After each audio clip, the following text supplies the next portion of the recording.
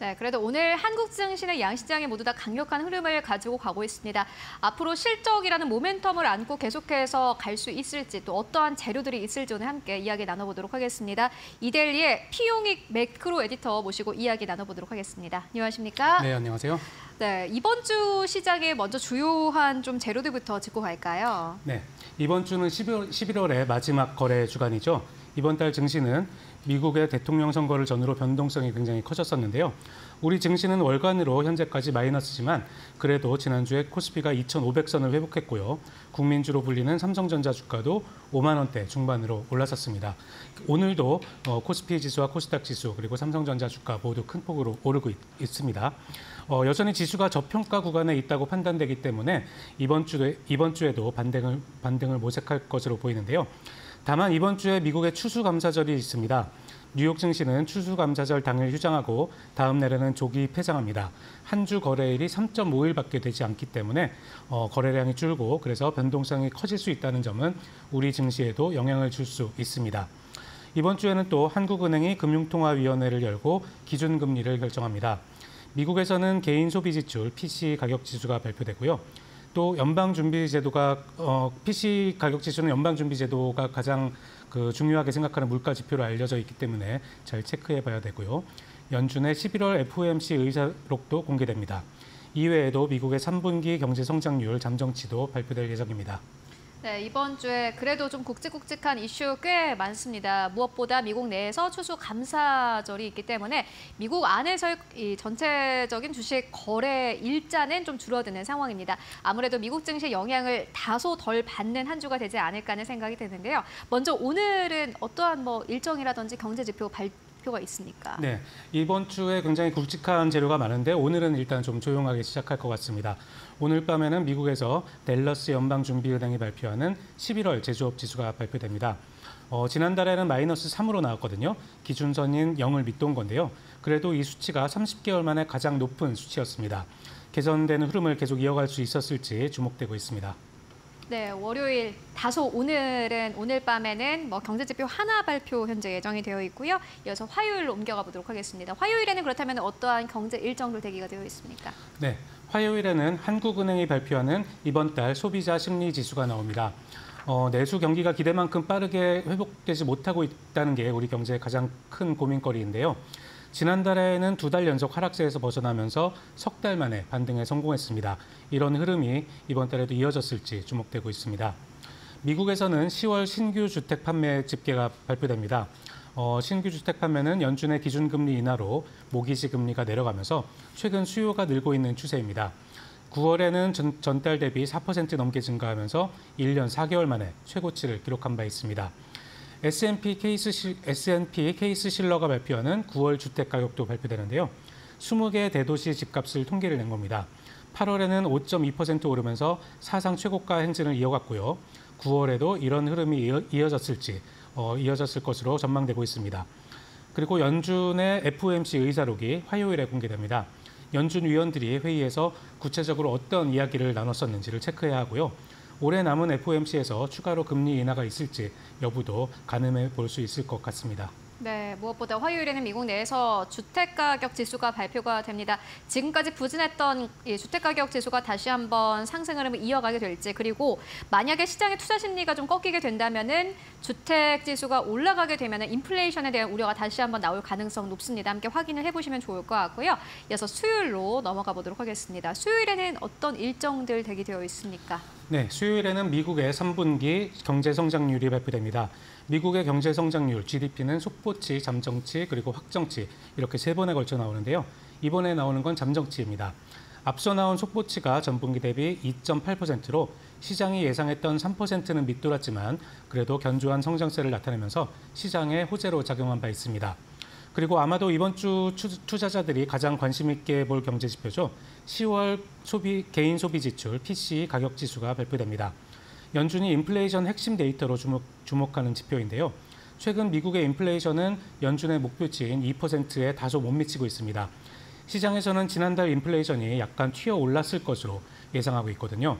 시장의 10월 PCE 가격지수 전망치는 전월 대비 0.2%, 전년 동기 대비 2.3% 상승입니다. 만약 이번 물가가 끈질기게 높은 상태를 유지한다면 연준은 올해 한 차례 남은 FOMC에서 금리를 인하하지 않을 수도 있다고 그렇게 보고 있습니다.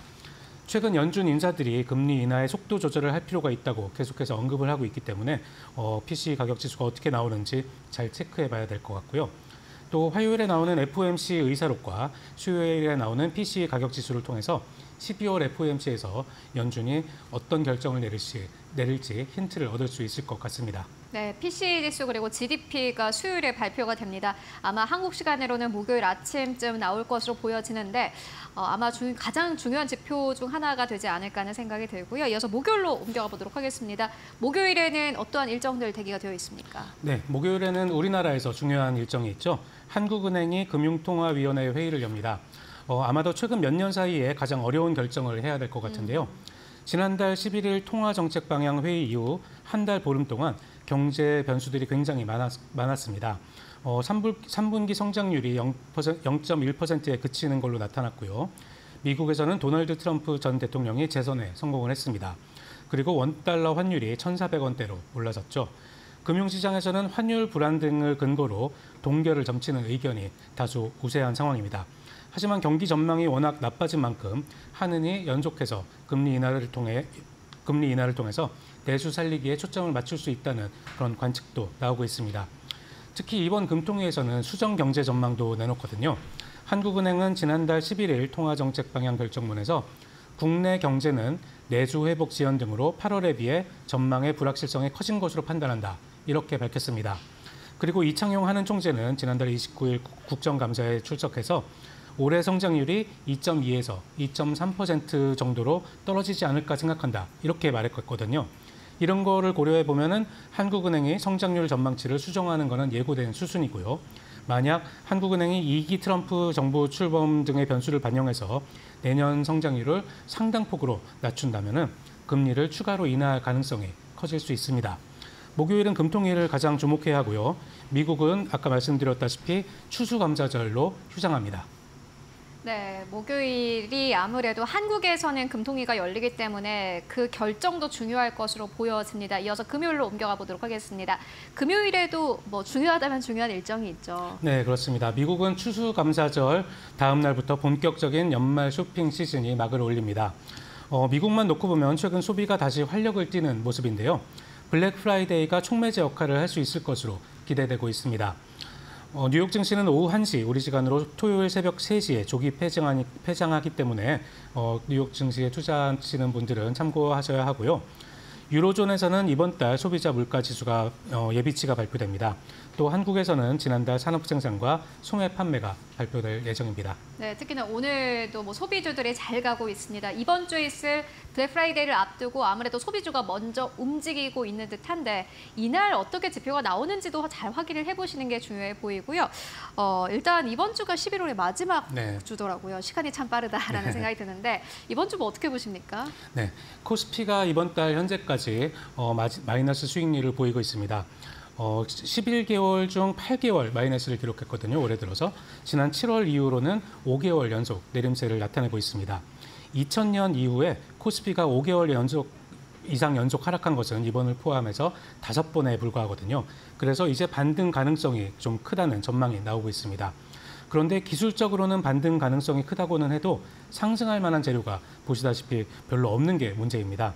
지난주에는 삼성전자의 자사주 매입 계획이 호재가 됐지만 이번 주에는 증시를 견인할 만한 재료가 보이지 않고 있죠. 그래서 지수가 큰 폭으로 움직이기보다는 업종별, 테마별로 순환매가 나타날 수 있다는 전망이 있습니다. 한국 증시는 아무래도 앞으로의 모멘텀을 잘 보셔야 될 것 같고요.